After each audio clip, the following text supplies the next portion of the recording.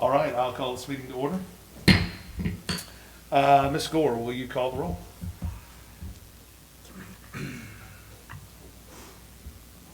Mr. Lamar, Present. Ms. Conley, present. Mr. Benjamin, Present. Ms. Williams, Present. Dr. Diop. Present. Thank you. I'll ask you all, if you will, stand for a moment. We'll say the pledge to the flag. Ms. Mason, I'll ask you if you will lead us. Pledge allegiance to the flag of the United States of America and to the republic for which it stands, one nation, under God, indivisible, with liberty and justice for all. I'll ask you to remain standing for this moment of silence.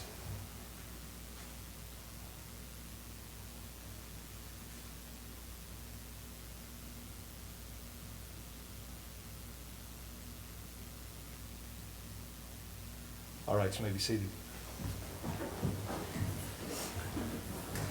Ms. Gore, do we have any citizens' comments? No comments have been turned in. Okay. No citizens' comments. That we will move on to the approval of our agenda. I have a motion to approve our agenda.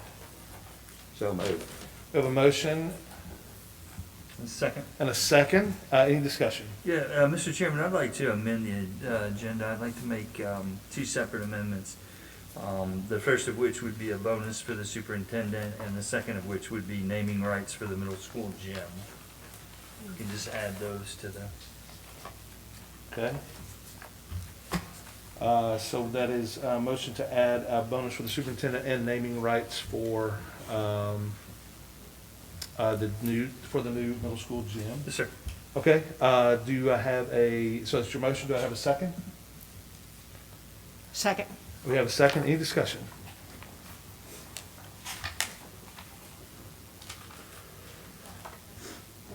Okay, yeah. Okay. All right, so we will vote to add these to the agenda, and we'll do a roll call vote, Ms. Gore. Sure.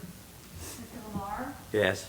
Ms. Conley, Mr. Benjamin, Yes. Ms. Williams, Yes. Dr. Diop. Yes.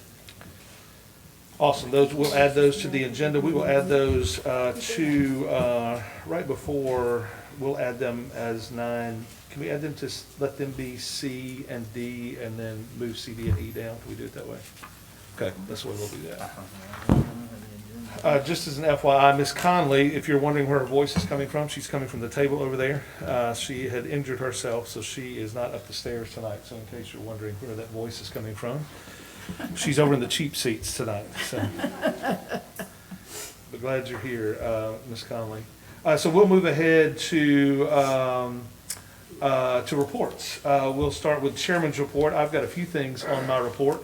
One, the 2021 schedule has come out for our board meeting, so you should have gotten that by now. I think all of you probably had a copy of that by now. If you haven't, you can get with Ms. Gore. But all those are scheduled. We will not be having a July meeting as noted in those particular things. We also, I just want to welcome Ms. Sally Spencer. Ms. Sally Spencer is with us. She's from Fayette County Board of Education. So Sally, thank you for coming and observing tonight, and I hope you'll have a stellar observation of what happens tonight. That's what we always hope for. But thanks for being here tonight. If we can serve you anyway while we're here, by all means, let us know that for sure. Absolutely. Also, there is a video. We know that tonight is Superintendent Mason's last school board meeting with us in her official capacity. So I know she'll be returning and sitting on the edge of her seat on most months after that to see what's going on. But tonight is her last night, and so there's a couple of things that we want to do for you tonight. And we'll start with a video. There's a video that Tyler Hill put together that is absolutely fantastic. I saw it today, and so I just want to show this for the record and just to honor you tonight, Superintendent.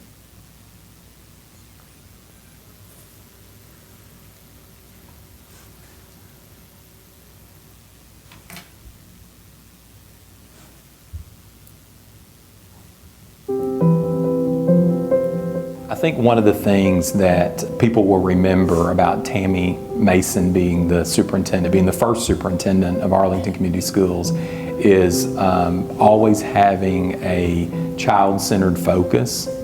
And I think she has pushed all of us to think that way, because a lot of times in the jobs that we do, it's easy to lose sight of what you're here for. But at the end of the day, every individual in this district is hired to make sure that we're taking the best care of students that we can and that we are providing the best education that we can for those students. And I think that's something that Tammy has always pushed the employees to do. She's someone who has that natural charisma to be able to lead people through a brick wall. If that's where she was going, they'd be right there with her. She, to me, stepped up to the plate at a time when we as Arlington needed a good superintendent that was going to lead us, and she took on that responsibility, and what she didn't know, she learned. She was the right person for the right job at the right time. And not everybody can always say that. I mean, there's always good people for good jobs, but they maybe don't always have a chance to show what they can do. And I don't think anybody could ever look back and say she didn't earn or deserve everything that she got. When she came here, I was just elated because I knew that we were going to have to buckle our seatbelts because we was getting ready to soar. And soar we did.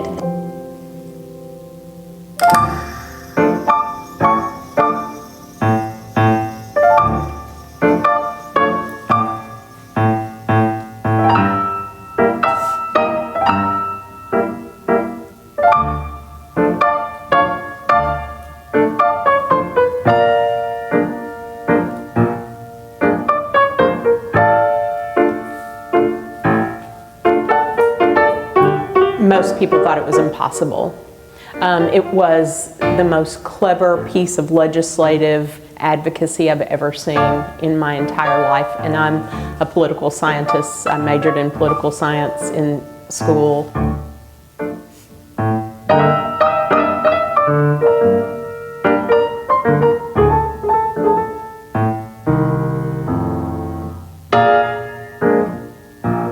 There was always that in the back of your head, just gnawing at you, you know, gosh, what if we start this and we mess it up, or we fail, or we're not able to pay for it?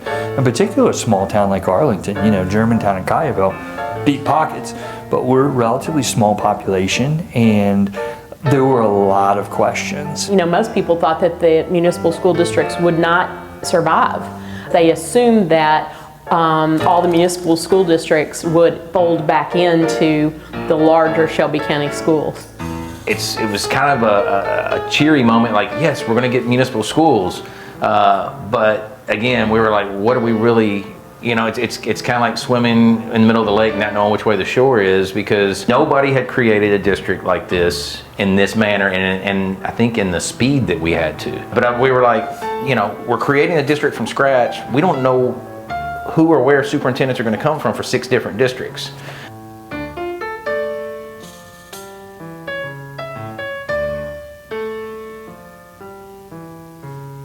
And so actually the 5 of us that were the original board members were unopposed.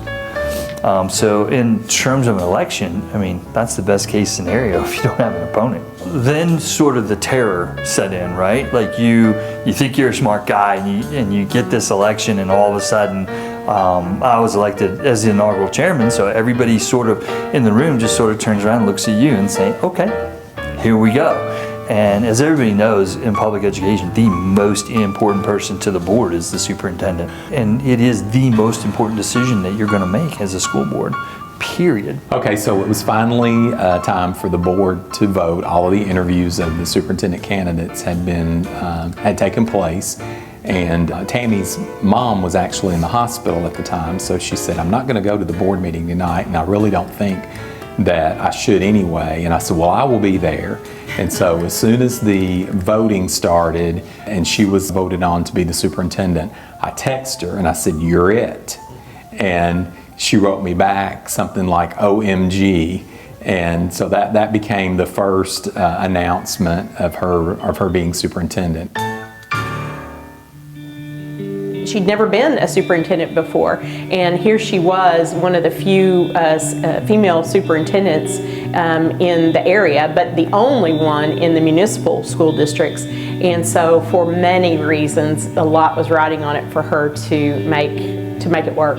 Her 50th birthday was her first day of work. So Tammy calls me one afternoon and she said, you know, my first day of being superintendent is tomorrow, and I just realized I don't know where I'm supposed to report. And she said, okay, I'm starting work tomorrow, like, where should I go? And a statement like that just sort of hits you and you go, huh, where should you go? So we thought we had that figured out. At the time, Donaldson was low census for students, and we thought, hey, there's spaces there that we can actually use.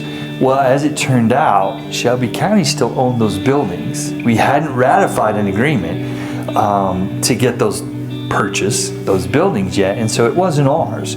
Tammy actually came in and took over my office space for a little bit in the back until we got a little bit of idea of what was going on. Then she moved over to Donaldson Elementary and moved over back into the conference room there, and that was her office for the next couple months.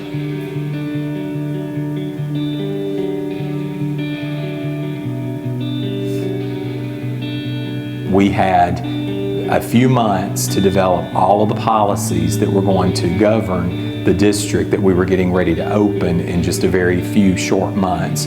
So that ended up being over 200 policies that were developed in a very short period of time. I guess one of my favorite memories of developing policy was when our boys team, it wasn't really our team yet because they were still part of Shelby County Schools, but our boys had made the state playoffs for the very first time. So we didn't want to miss that event, so we drove up to Murfreesboro to see the boys play. And on the way up there, we worked on policy the whole time. I was reading policy, Tammy was driving, and we were going through saying, yeah, we don't like that, or no, that won't work, or let's write our own policy for that. She's just always working. I remember riding to Nashville with her one time, and in the vehicle, of course, she's going only about 75 miles an hour. I remember her and her phone, she's got the mayor on one line and a board member's coming in on another line, and she's got 3 emails coming in, and so I'm like, I just know, how does she manage all this? But she did. She managed all of it.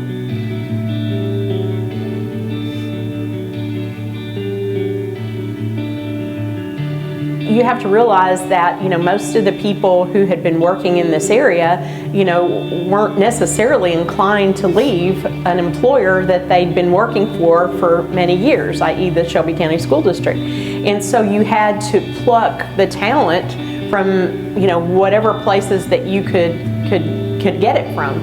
And that is actually, in my opinion, Tammy's strongest suit.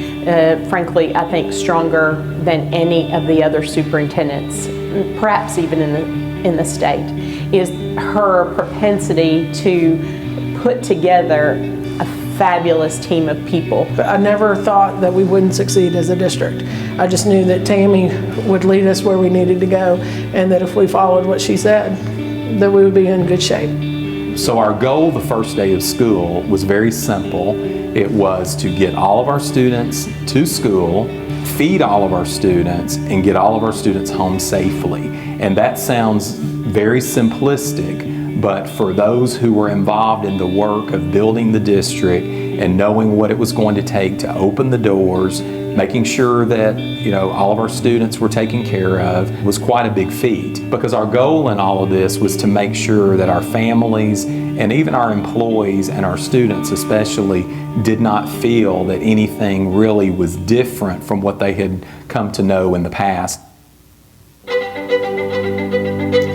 Just to see her in action is inspiring. Just to see her wheels turning and see the brain popping, all of that that's inspiring in itself. So you want to get on that flight with her.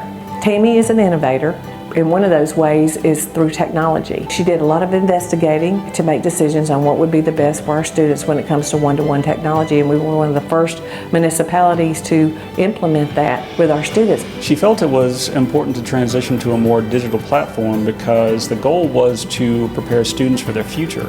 Colleges and universities have been using a learning management system for years. Ms. Mason's vision for the program was simply to get the very best out of each student. I think that completely changed the whole direction of this district. And I just always remember her saying, you know, like and they're going to get them on registration day. And I'm like, they're going to do what? They're going to get them on registration day. You know, we only had 3,000 between the middle school and the high school to get out. You know, a lot of times people are just talking, you know, they just take for granted things are going to be hard to do or we can't do those things. But over time, we kind of bought into that philosophy of, you know, the unachievable we thought was always achievable. She was cutting edge. She wanted to be the first with everything.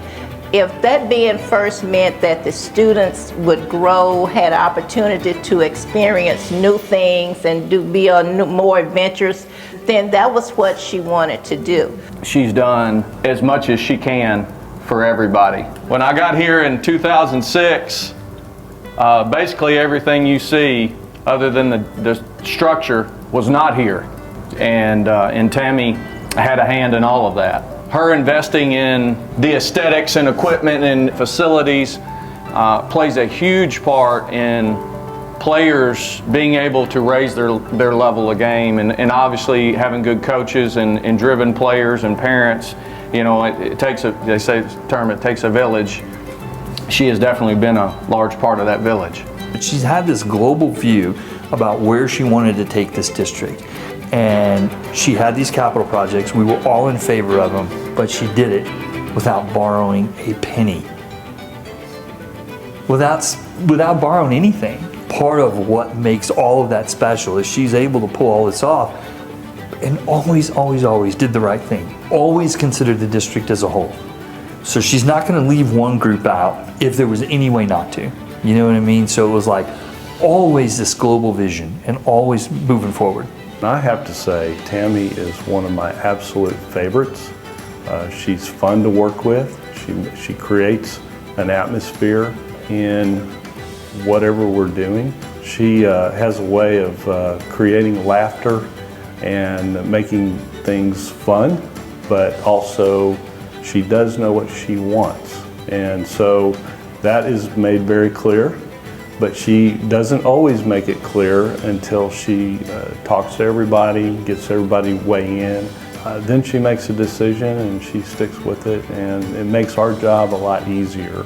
I think that Tammy saw early on that it could be a force multiplier to have the business community as a champion of the schools. And she could gain a lot to help the students, which was ultimately the goal. But she's also listened to the business community and heard what their needs were, and then, you know, worked on programs and outreach that would actually fit those goals. And so I think that she has been innovative in that way, and it's helped the businesses and the school.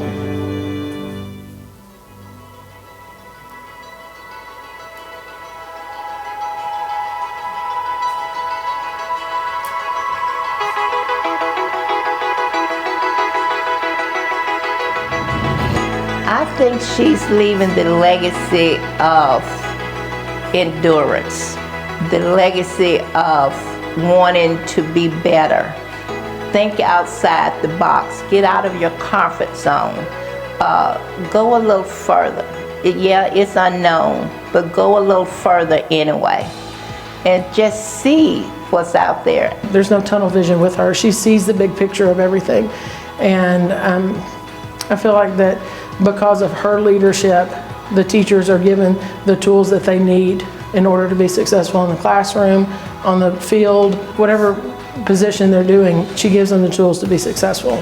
It's just unconscionable to think that she could take this fledgling district, set the whole thing up, and then get us to where we are. We're talking top 5 ACT scores, 3 of the 4 schools designated as reward schools. Exemplary school district designation, #1 designation for ELA scores in grades 3 through 5, top 5 in the state for math scores, grades 3 through 5, #1 in growth for science in grades 5 through 8, 1 national blue ribbon school designation, #1 ranking for top school system in Tennessee in schooldigger.com in 2017. We're an Apple Distinguished School, voted one of the best communities for music education, and voted top workplace by employees for 2 consecutive years. That's just incredible. This little bitty district in the little bitty western part of Tennessee is just a bright shining star. I mean, it's amazing. And this is all on the back of Tammy Mason.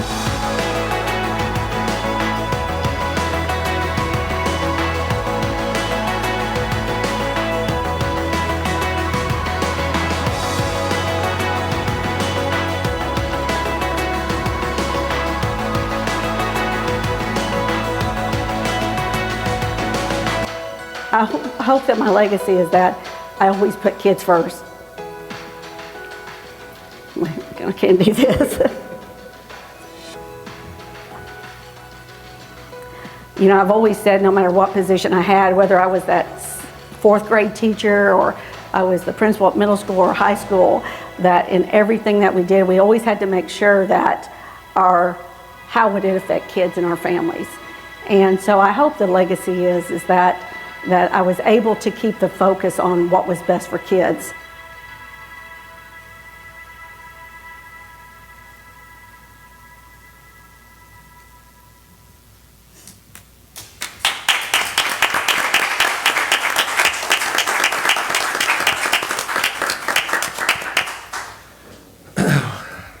Wow.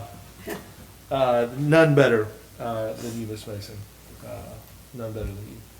Thank you seems like paltry words, to be honest with you, in light of all that you've done in this district, in light of all that you've done to pull this together, the staff that you've done. I know we've got wonderful staff and teachers. I know those things. You're the leader, and the things that you've done is far passes anything that we could have ever imagined or thought. Very thankful for you. Thank you. Very thankful. So I'll allow the board at this point, if you just want to say a few words on the heels of that as well. Well, I'll speak first since I'm number one over here, I guess. Ms. Mason, there are 3 letters that you've been living with the past few years. It's ACS. But you're going to have a new one. It's called TCRS. And if you thought ACS was good, then TCRS is better because I've been leaning on it for about 20 years. I guess you even wonder when you go from where you are, where I did about 19 years, to retirement, what you expect.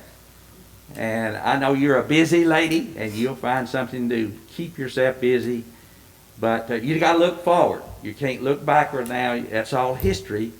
You're going to raise Braden, and I've told you several times that I admire you for doing this. This is not the first time I told you that.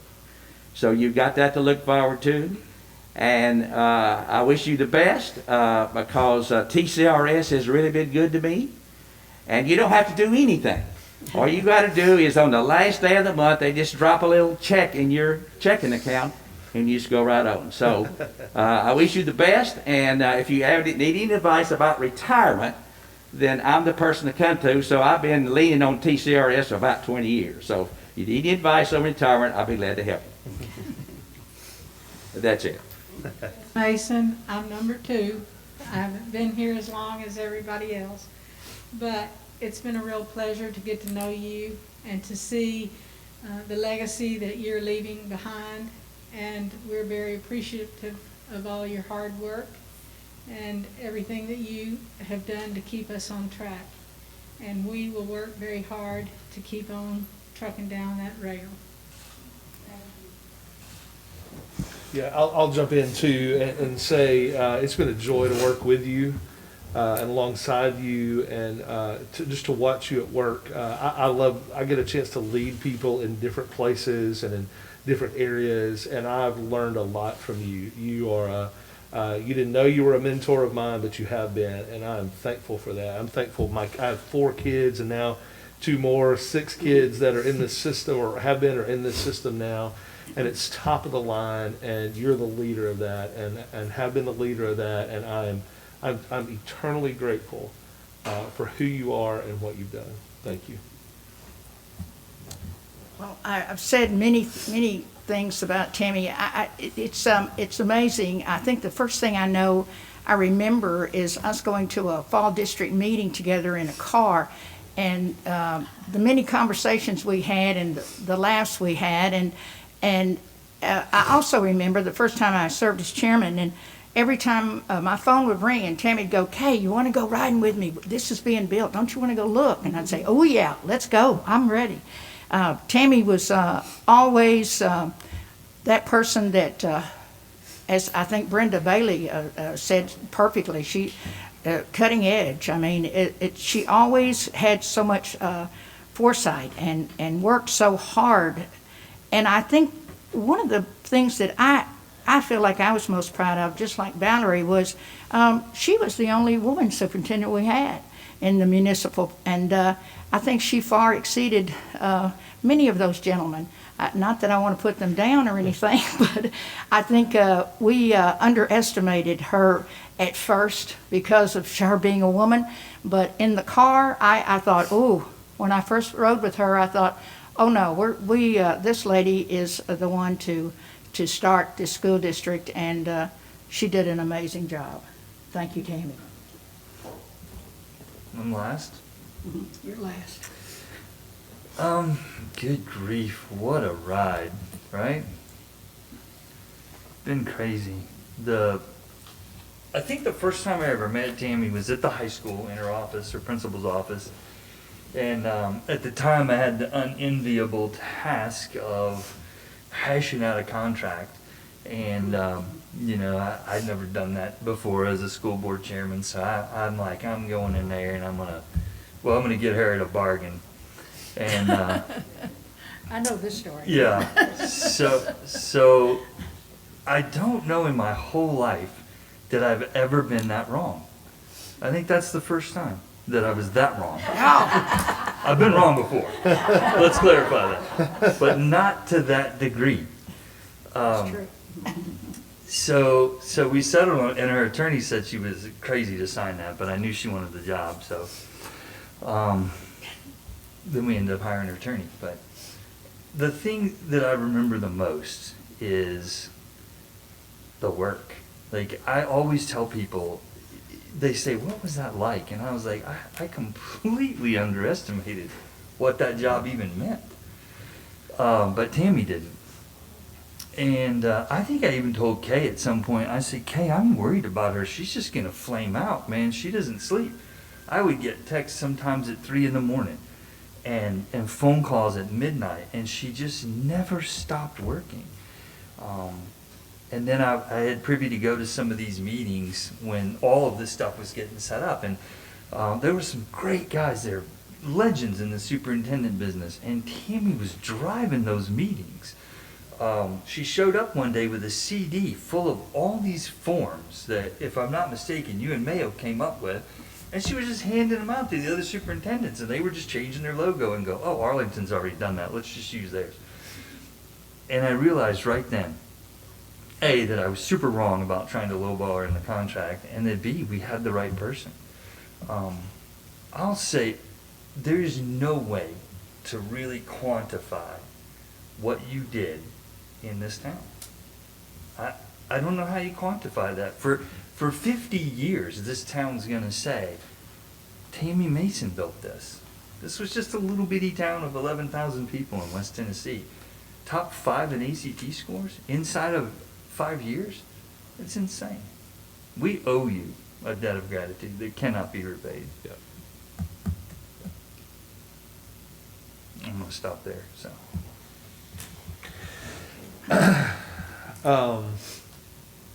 So we do have a proclamation from the town that I will come down here, I think. Yes, absolutely.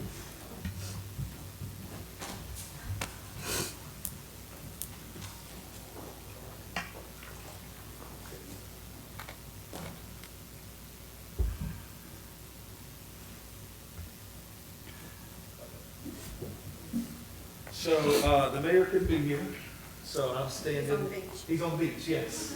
He's on the beach. Since it's over. I'm going to read this really fast. No, I'm just kidding. I am going to read this. It's important that we do this. This is from the town of Arlington proclamation. Whereas originally from West Lafayette, Indiana, Tammy Mason relocated to Shelby County in 1986 after receiving her BSE degree from St. Joseph College somewhere in Indiana. Rensselaer, Indiana. In 1993, she earned her master's degree in education and administration supervision from the University of Memphis. And whereas her career as an educator began in 1986, starting as a teacher at Dogwood Elementary, Ms. Mason then transferred to Houston Middle School in Germantown, Tennessee in 1993.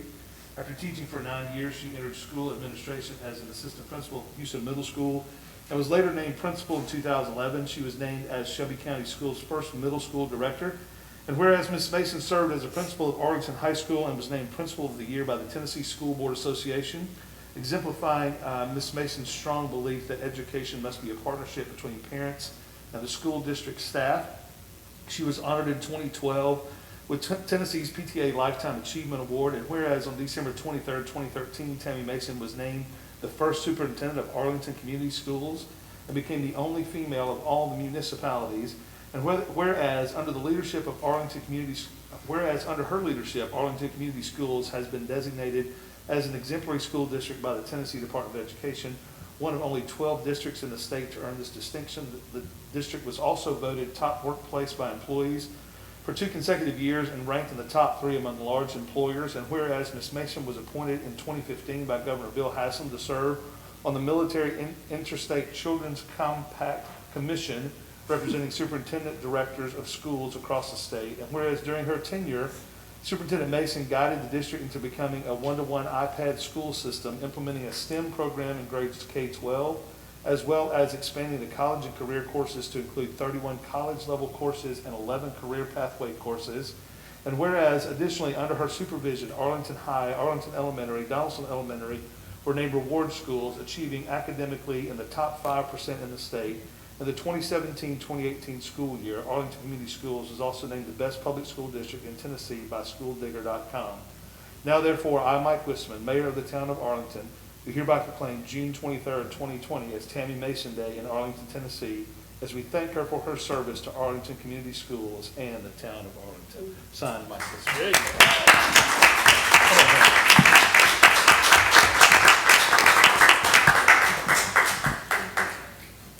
Should I take my mask? Smiling? I'm smiling.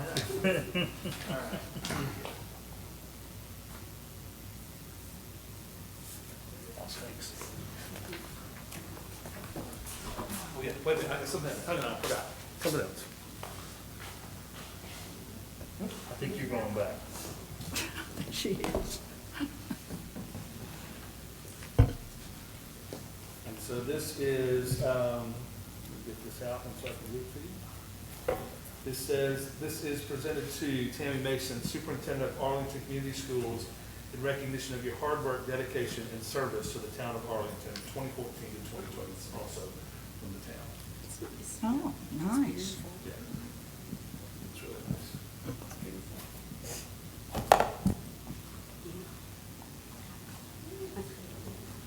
That's nice.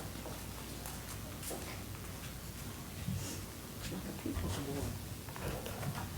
Nice, Tammy. I like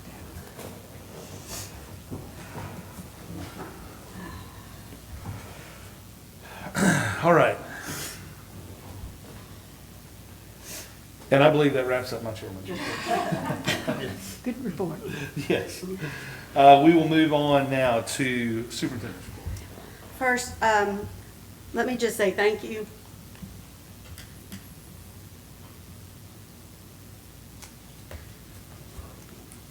Gonna do financial and come back?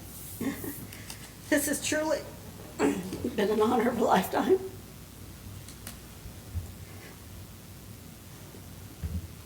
And especially working with my people that have stood by my side. So I just want to say thank you to the board for giving me this opportunity. And that's all I can do. I do have Mr. Mayo is here, who is going to be taking my place. He's going to be doing the bulk of the superintendent's report. I have asked him, he has put together a committee for a reopening committee.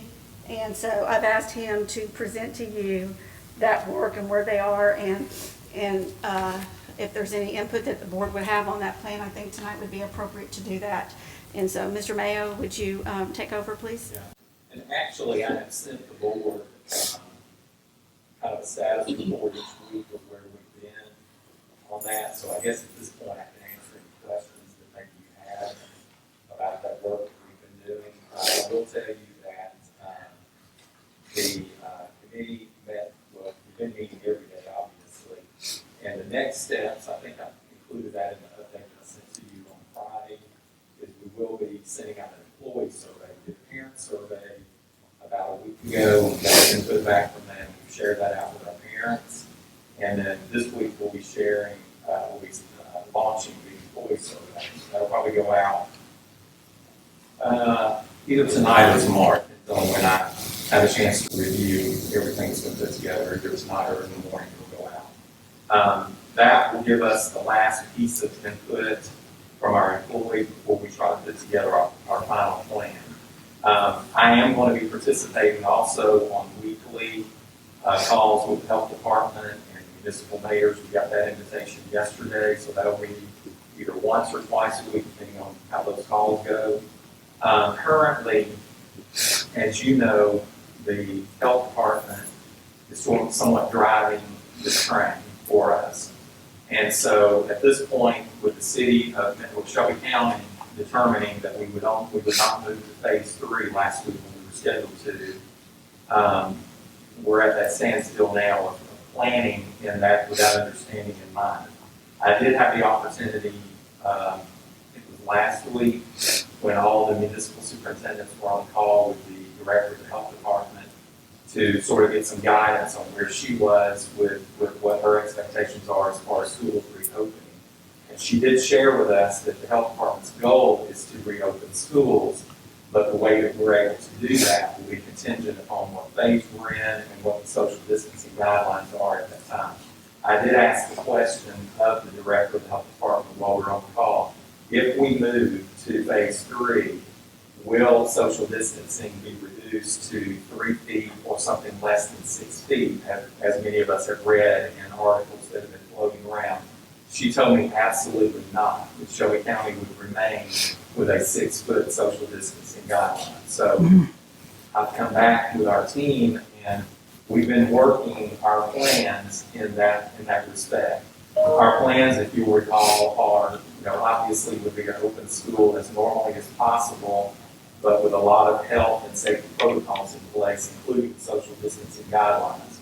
Our second scenario would be a hybrid plan, which would allow us to open schools with some students attending some days, then the other days students would be learning remotely, combination of remote learning and some possible virtual learning. The other scenario, which is the one we don't want any part of if we can help, is completely a remote start to the school year, remote learning start to the school year.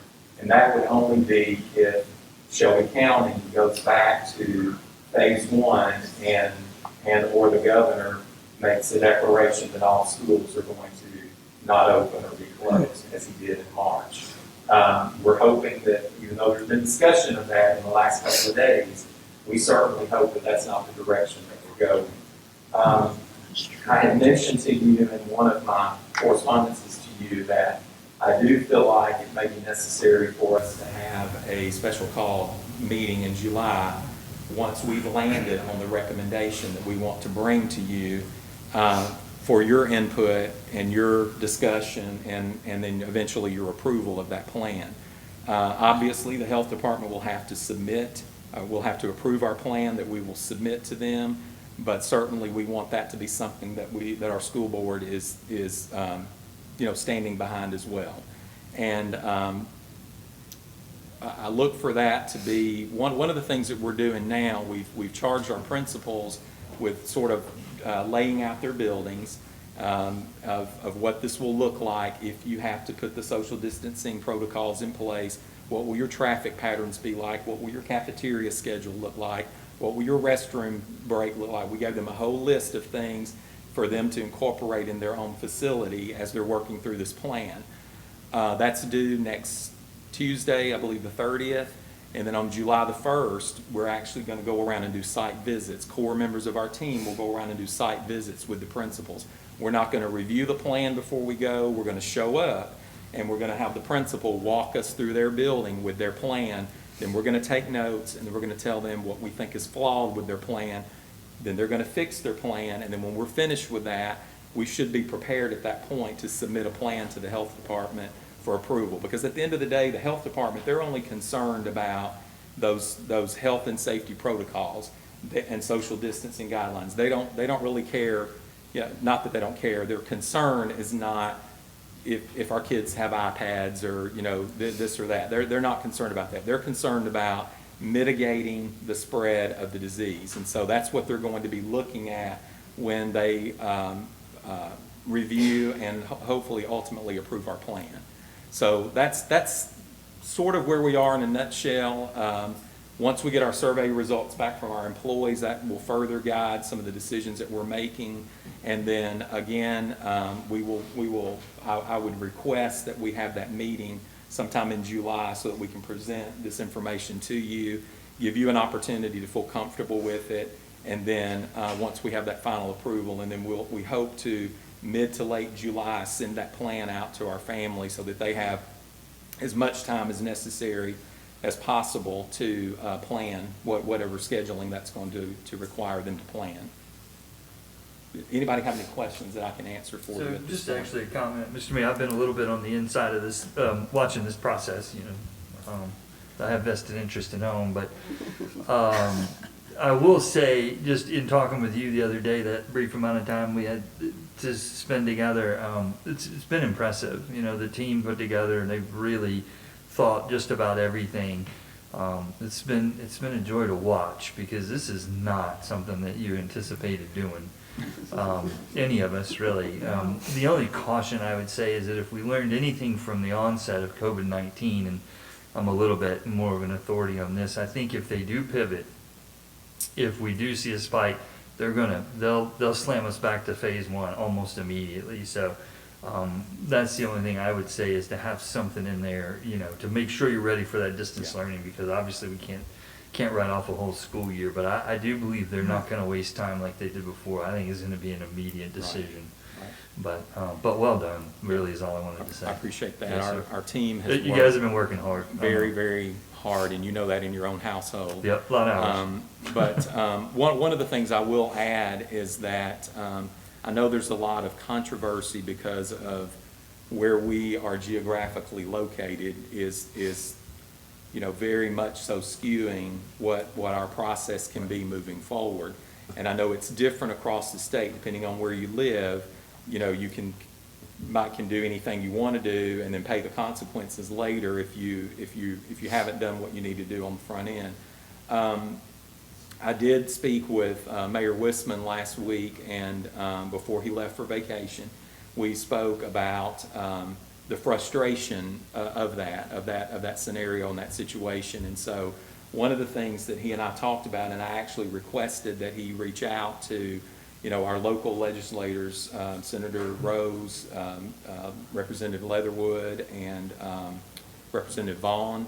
He reached out, sent them all an email and encouraged them to talk to all the superintendents, and basically asking them if there's anything that they can start discussing as far as getting in the ear of the governor, because the only way that we can do anything differently in Shelby County is if the governor overrules the health department. I think there's something written in their charter that says in the case of a public emergency or pandemic, the Shelby County Health Department has the jurisdiction over those decisions, but the governor has the authority to override that. And so that's the only way that we would get around being able to do something different from what the health department is directing us to do. Mm-hmm. So we've touched on that a little bit. I don't know how far that'll go, or how willing people are to put themselves out there on that branch. But we've certainly put that out there, because I feel like at the end of the day, we need to be able to say that we have explored every avenue before we land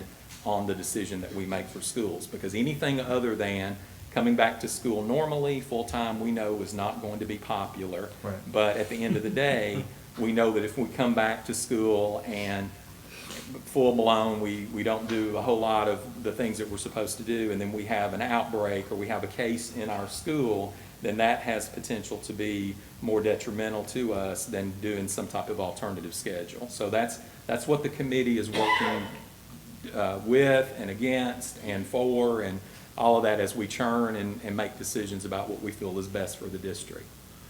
Mr. Mayo, again, I'll echo just the work that you and your team done. It's excellent work, and it's just, I know it's a ton of work that you guys are doing, because there's so many scenarios you got to prepare for.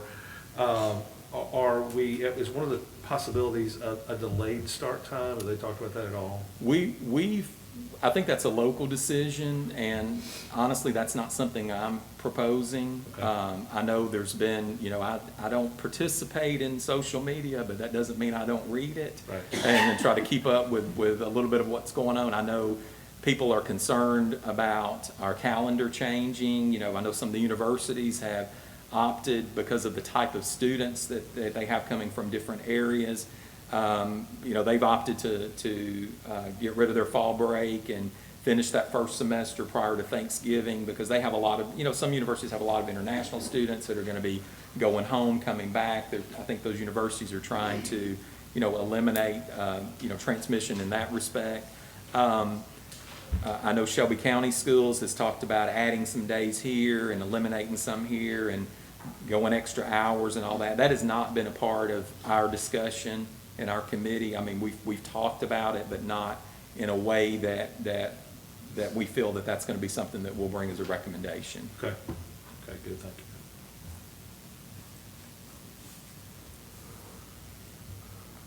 Mr. Right. Mayor, will you just briefly let that, about the remote learning, that will be different than what they saw in the spring? Yes, one of the things that we're working very diligently on as part of one of our contingency plans is the remote learning. If you'll recall, in the spring, the remote learning looked like it was optional, and obviously when we go back to school, their learning will not be optional, it will be required, and so it will have to be beefed up, so to speak, in a way that our teachers are comfortable teaching and making sure that they're covering the standards and the curriculum that they're supposed to be covering, and that our students are held more accountable. So that's part of our planning, in that we have to get that message out to our parents that this is part of your school day. If that's the route that we go, this is your school day. Now, we're waiting for final state guidance on what that school day would look like, because obviously one of my concerns is not losing an instructional day because we have a virtual learning day, okay? Right. And we want to make sure that that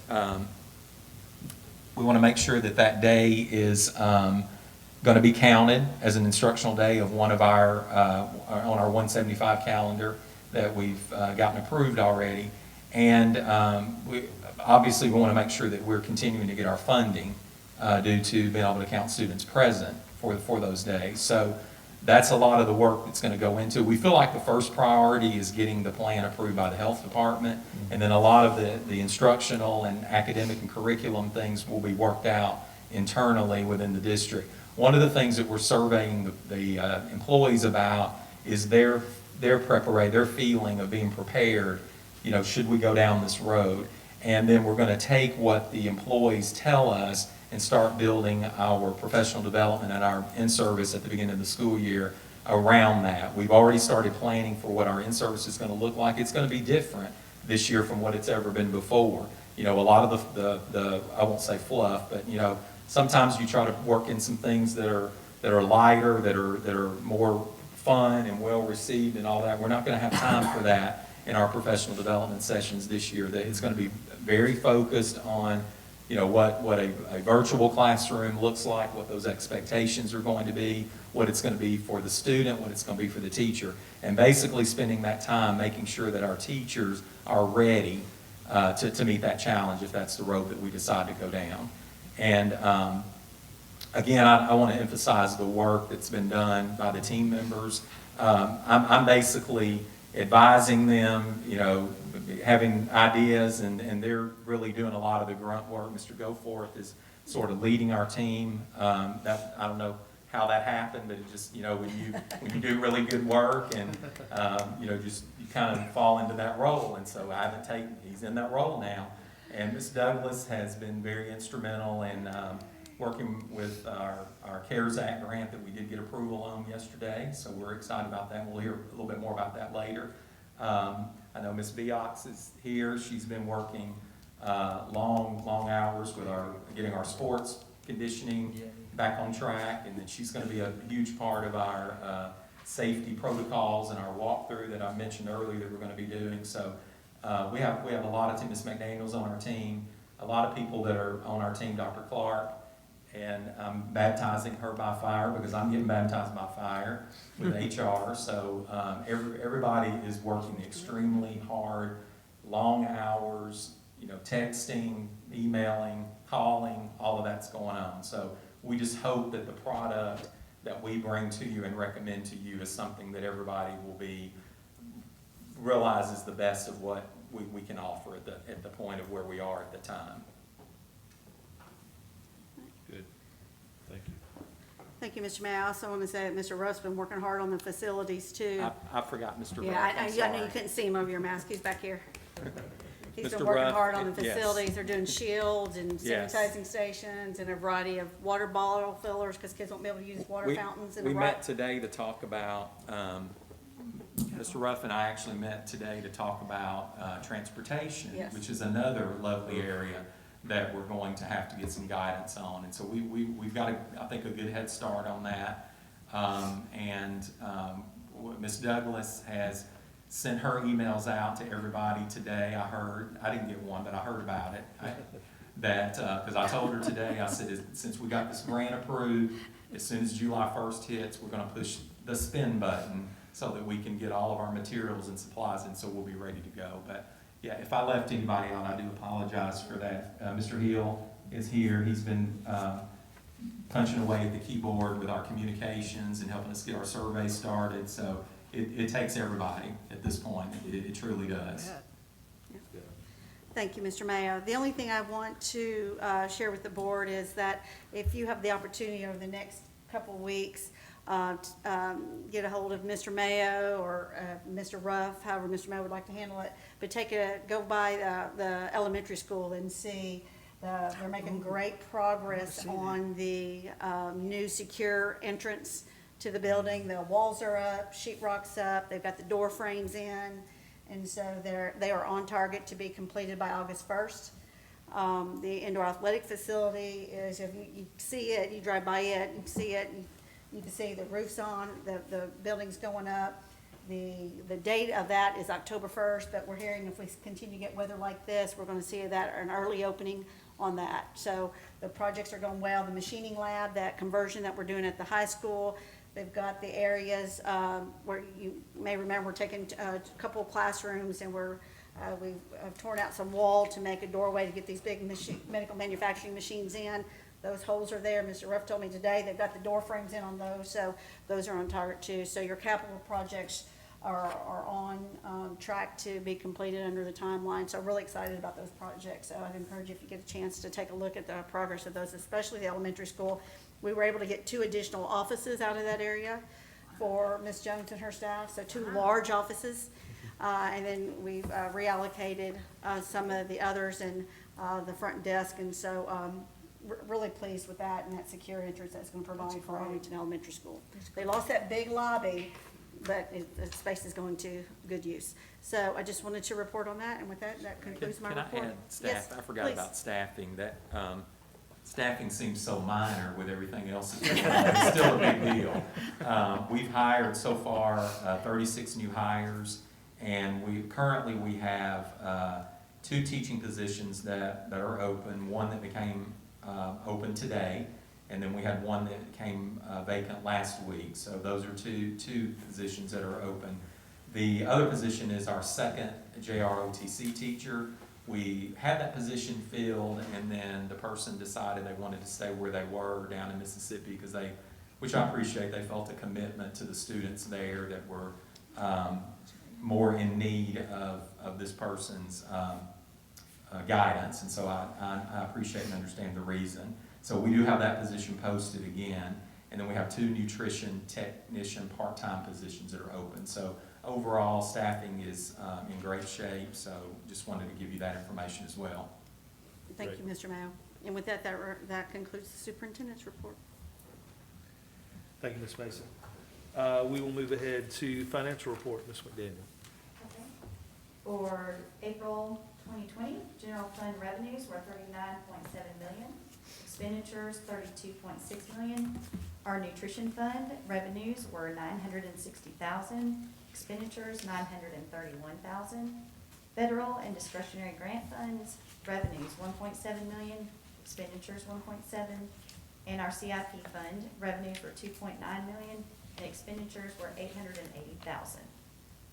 Moving on to the interlocal health benefit plan asset trust report for April. Year-to-date revenues, $43.3 million. Year-to-date expenses, $34 million. And the beginning balance, $11,500, with an ending balance of $9.3 million. Salute. Thank you, Mr. Daniel. We'll move ahead to TLN report, Dr. Diaz. So, I guess I've been trying to update you guys as things happen. So you've gotten several texts and emails about things that are going on. The good news is they've adjourned.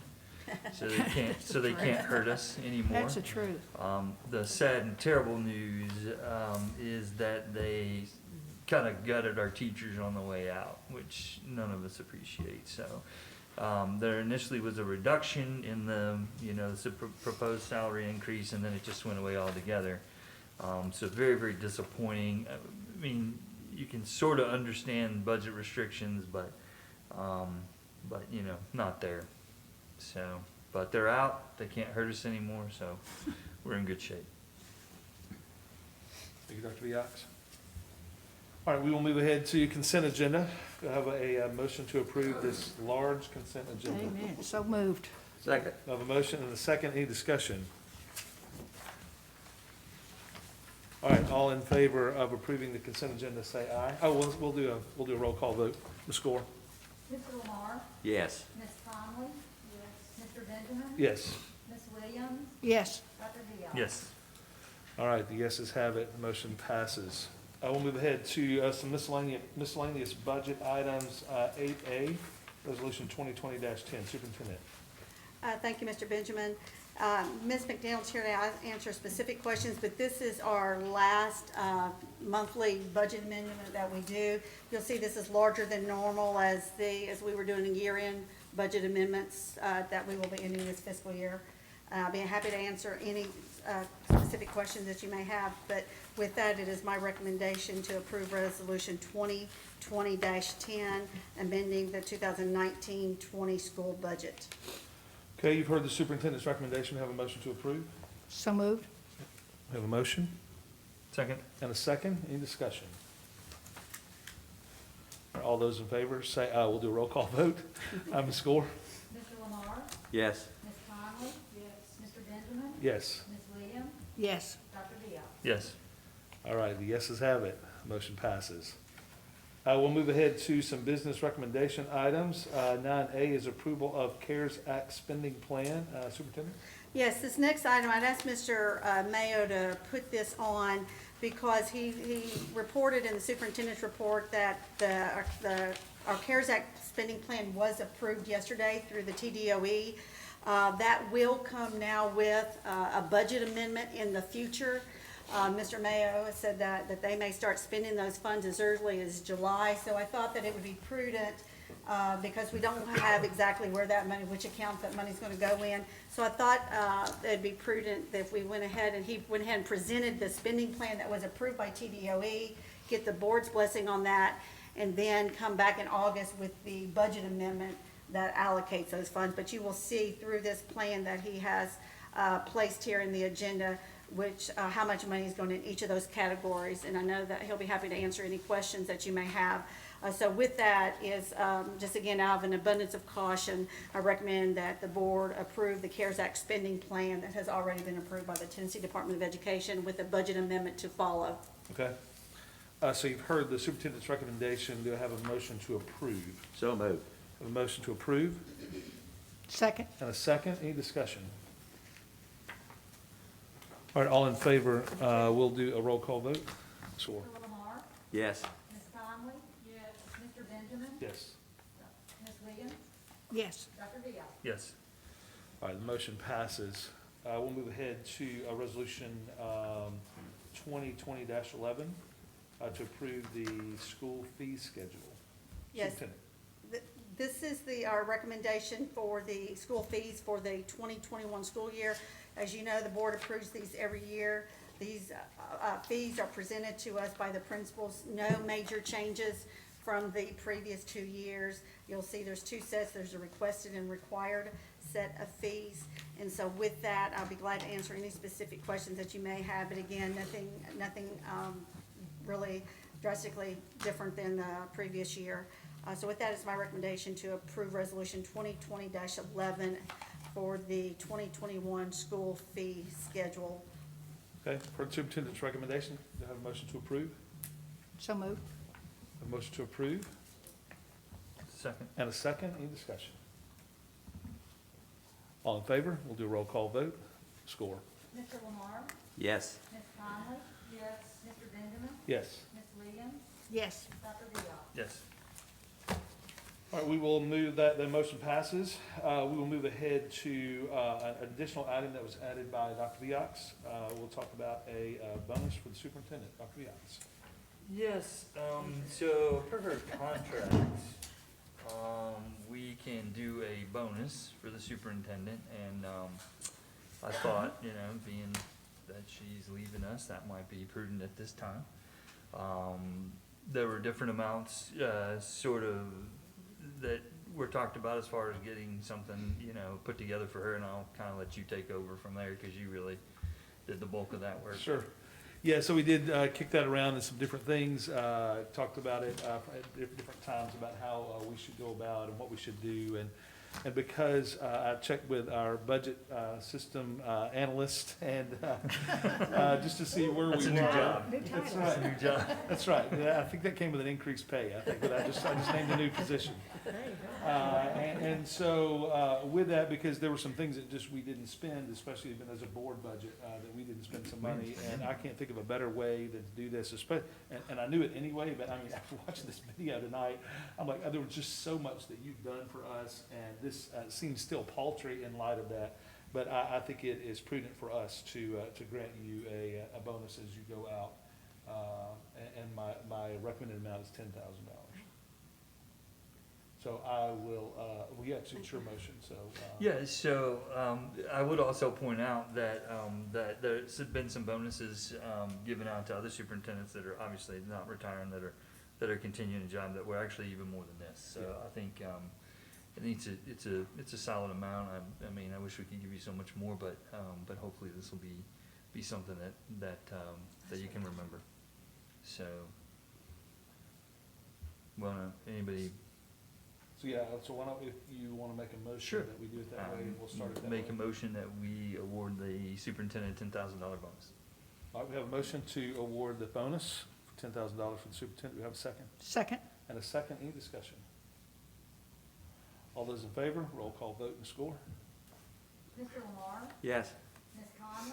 Yes. Mr. Benjamin? Yes. Ms. Williams? Yes. Dr. Vial? Yes.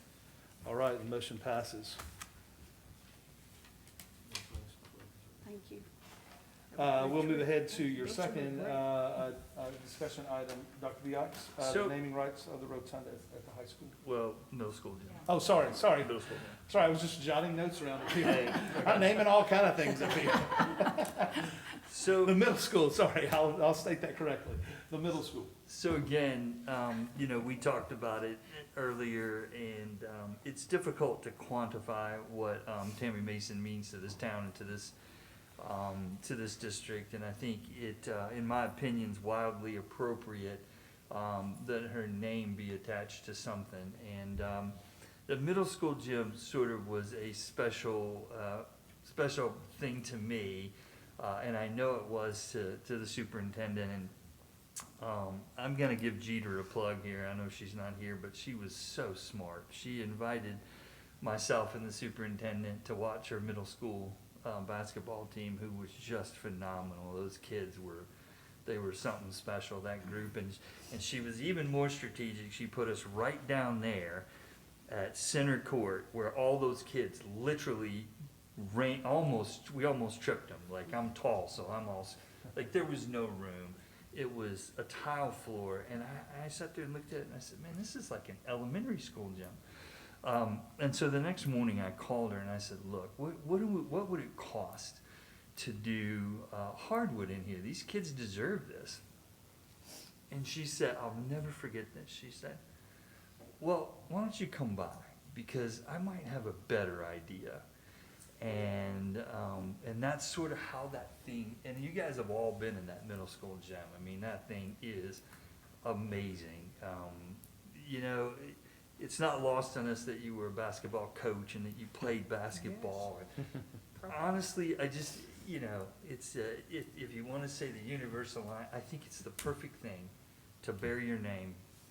Personal opinion, and I hope the board agrees with me. So I would ask that we rename it to honor Tammy Mason. Okay. Well, not rename. I guess it doesn't technically have Have a name. name. We should just, That's we correct. should just Name go it. ahead and name it. Okay. So, are you putting that in form of a motion? Yes, I would like, you know, the board to approve the naming of the middle school gym. All right, you've heard the motion. Do I have a second? Second. Have a second. Any discussion? All in favor, Ms. Gore, take a roll call vote. Why is he making her work? Yes. Ms. Conley? Yes. Mr. Benjamin? Yes. Ms. Williams? Yes. Dr. Dion? That's what Dr. Yes. Rios was talking to. Excellent. I don't know why he's making you work so hard, roll call and everything. Excellent. That the motion passes unanimously as well. Yeah. It should, yeah. I hope that that's something that means a lot to you, because it was a very special project. Yeah, it looks amazing. It does. Yeah. Yeah, excellent. It's a labor of love for sure. It's a long project. Yeah. That was. We will move ahead to our election of chairman. We do this annually, where we elect a board chairman annually, and so we will take recommendations for a chairman. I nominate Kay Williams for chairman. All right, we have a motion and a second for Ms. Williams for board chair. Any other nominations? So, no, totally no disrespect, I think, and I'll give my rationale, but I would love to, the current chairman to continue, and I have a couple of reasons why, because, yeah, this was such a strange year, and you sort of rolled with it and did a good job, and you were a little short on your time, you know, because you didn't get going till August, I guess, and you know, I think that you've done a good job leading us through this uncharted territory, and I personally would like to see you continue. Okay. We have, well, do we do it as a motion for, to, Well, you have a motion for that, you have a second for that, then you had discussion. So the question is that an alternative motion, in which case everybody would have to vote to accept that as an alternative motion? If not, it goes back to the initial motion. well, do we actually recognize the motion is my question? Do we do When it we as? elect. It Or you depends just on say a name. If he's offering that as an alternative motion, that's the question. Okay, so we don't just offer up as people to run as the board as part of the overall? That's the question, as to whether or not he's offering it as an alternative motion or as an additional candidate. Gotcha. Okay. What's easiest? Additional candidate, is that easier? I'm just, You just need to call it whatever you want it to be. well, I mean, I guess technically I'm offering up an additional candidate. I Okay, guess. so we have a motion and a second, and then discussion brought up an additional candidate.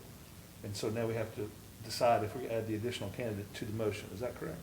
Then if you're gonna handle it that way, then you need a second for his motion to add an additional candidate. Okay. So I'll second the motion just to make, for kicks and giggles. And so we'll do that to add that to the, Slate, if you will. yes, the slate. Slate. There we go. How about that? The We'll add that to the slate. And so now do we vote on this piece of it first? So you're gonna have to vote on each candidate once at a time, or you could handle it a different way, is you could ask everybody to Just vote. give their vote. Okay, of yeah. who their person is. All right, that's the way we're gonna do it. Okay. All right, so are there any other people that would like to be nominated for chairman? All right, so we'll Nope. close the nominations. How about that? Close nominations, and then we'll do a voice vote over who you would like to have serve as chairman for this upcoming year. And we'll ask you, Ms. Gore, to do a roll call vote for that. Mr. Lamar, Kay Williams. Ms. Conley, Kay Williams. Mr. Benjamin, Well, I cannot vote for myself, so I'm gonna vote for me. Ms. Williams, Kay Williams.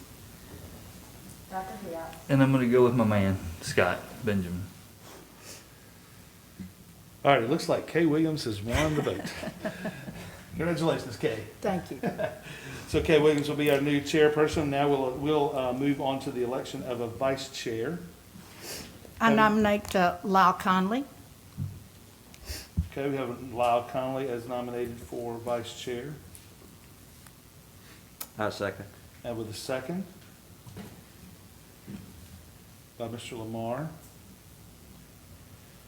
Any discussion? All right, we will do, I guess we need to do a roll call vote. Mr. Lamar, Lyle Conley. Ms. Conley, Lyle Conley, Mr. Benjamin, Lyle Conley. Ms. Williams, Lyle Conley. Dr. Diop. Lyle Conley. Congratulations, Ms. Conley. Now we'll move ahead to the election of our TLN representative. Do you have any nominations for our TLN representative? I nominate Dale Biox to remain as the TLN representative. That's 2 years in a row. Is that a yes or no? I'm gonna politely decline that. It's just, I've done it 2 years in a row. I think it's time for somebody else. If that's okay. Can I do that? Yeah. If no one else will serve, I'll be glad to do it. But somebody'd have to nominate me. So do I have any nominations for TLN representative? Well, Mr. Dr. Biox declines, and Ms. Williams is willing to accept, and I nominate Kay Williams. Okay, we have a nomination for Kay as TLN representative. Any other nominations? All right, we will I'll need a second. Second. I have a second from Dr. Biox. We'll do a voice vote. Mr. Lamar, Kay Williams. Ms. Conley, Kay Williams. Mr. Benjamin, Kay Williams. Ms. Williams, Kay Williams. Dr. Diop. Ms. Williams. All right, a unanimous vote. Congratulations, Ms. Williams. You will Thank you. be doing double duty. All right, that concludes our meeting tonight. Do I have a motion to adjourn? So moved. A motion to adjourn Second. and a second. All in favor, say aye. Aye. We are adjourned.